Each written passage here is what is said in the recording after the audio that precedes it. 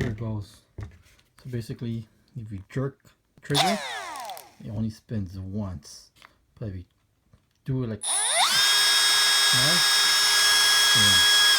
so jerking it once.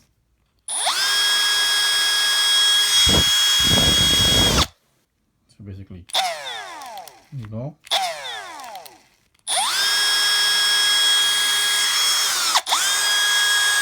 Now, counterclockwise, it only works when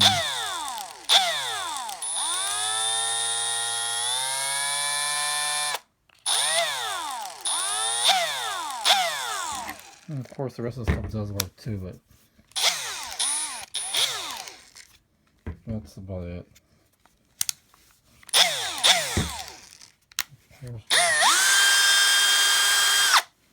I have no idea what's wrong with it.